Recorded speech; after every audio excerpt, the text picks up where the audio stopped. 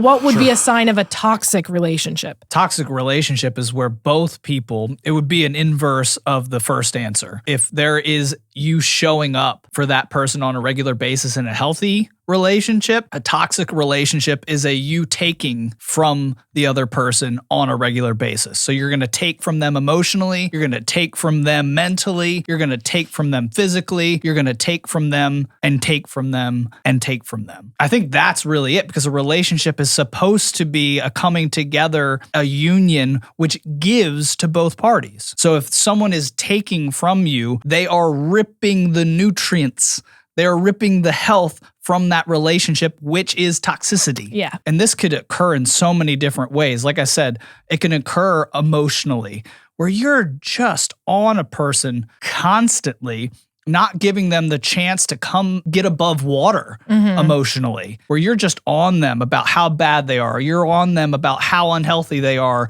how unsuccessful they are. You're just pounding on them and not letting them grow emotionally. You're keeping them in that place, that box of, hey, you're never going to amount to anything. Can you just flip that a little bit and just speak a little bit of how somebody might feel if they are in a relationship and they are coming into it and the person is toxic that they're in a relationship with? How do I know that I'm in a toxic relationship, that I'm being toxified? I mean, an easy one will start with physical. If that person, especially if you're in a married relationship and you're having sex, if that person cares little for your sexual experience, that's a sign that there's toxicity. Yeah. That breaks my heart when I hear stats of how many women are in marriages where men are addicted to pornography. And because of that, they get their sexual kick out and care, because in pornography, there's so little care for the woman and her sexual pleasure. Yeah. It's just about the guy. That carries over into your bedroom, and you will care so little for the sexual pleasure of the person you're in relationship with, because that's what you think is normal. That's how your mind has shifted and been transformed and rewired by your addiction to pornography. You don't have to be addicted to pornography for that still to be a thing. Yes. You could just be so selfish that you care so little for that person's sexual experience. Yeah. And I say sexual experience because it's supposed to be something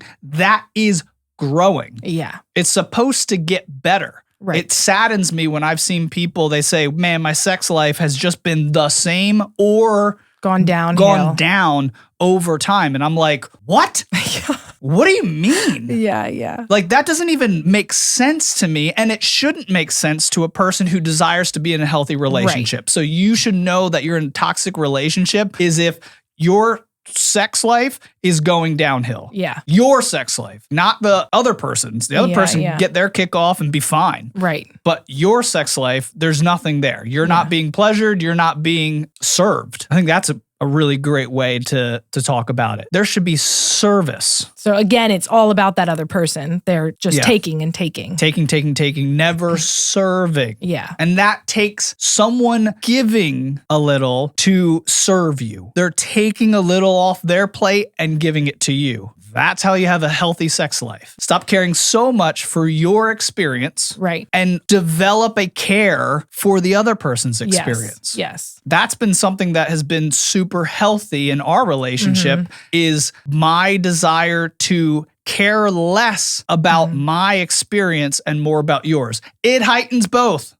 That's when you know there's health. Right. The whole experience is heightened because of service to each other. Right. So I think that's one way to know physically that you're in a toxic relationship. Emotionally, you should know you're in a toxic relationship is if there is no encouragement, if there is no edification where that person is trying to lift you up or encourage you in any way. That should be there in a healthy relationship. Yeah. If they've not developed the ability to communicate that well, it should still be there in its primitive, undeveloped form. Yes. Hey, I had a hard day at work. Well, I know you're a good worker, so I'm really, sorry that occurred. Right. That doesn't help anything, and it's not really a great way to communicate. Like, man, you are this type of worker. Right, I can't believe that they would not see that awesomeness in you. Yeah.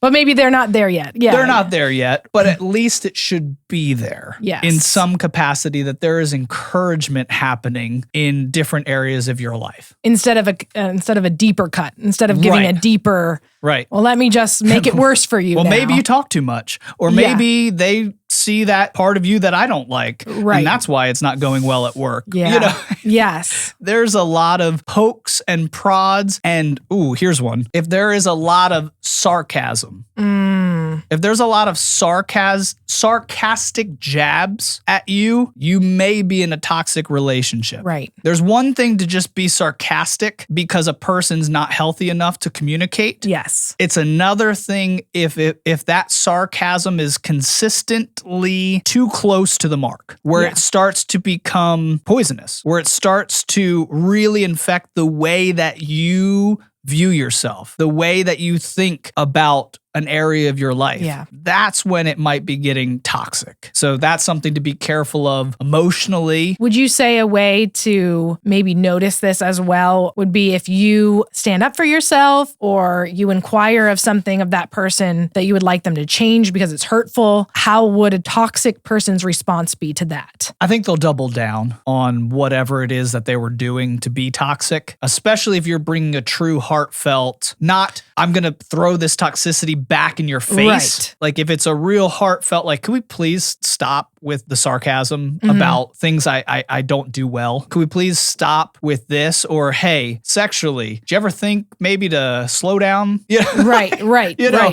whatever it is, if you're communicating that in a true and heartfelt way, I think they'll double down if there is just true toxicity there. And I say that in the way I said it because I don't want someone to turn around and be a jerk because of things that they've felt and be a jerk back to that other person and expect anything to change or expect a revelation to actually come. You do need to offer it in a way that is able to not just place blame on that person to really see where their heart is. Because if you're placing blame on them, they will be defensive and they will strike back. Anyone will. Yeah. Anyone will. And that's really hard, especially if you are in a toxic relationship. I get it. You're not going to want to go to that person in that way. But you also haven't left them yet. So something is keeping you there. Could you please just try and go to them in a good faith way so that they can reveal, like, you know what? I'm sorry I speak to you in that way. Honestly,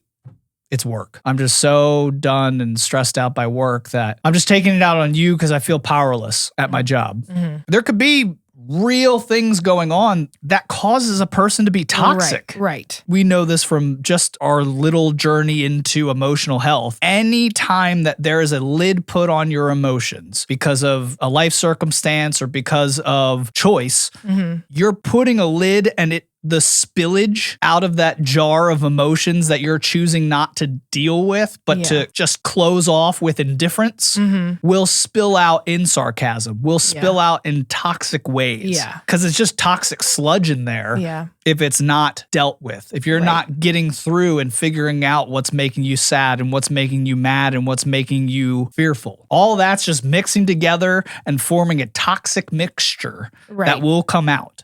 It will spill out of that jar, no matter how much indifference you put on your emotions. Right. So there could be a lot going on that's leading to that toxicity, more than just malice, more than just hate, more than just this person is just a bad guy or girl. So come with good faith if you desire that relationship to go from toxic to healthy. Yes. If you don't, get out. Yeah. That's the only way that you're ever going to have a chance of becoming healthy from a toxic relationship is your good faith put forward in that relationship. And then you'll really see their heart then, like you're saying. And their response will show their heart. And maybe they're not ready. They're not ready to change. They're not ready to stop being toxic. That's tough.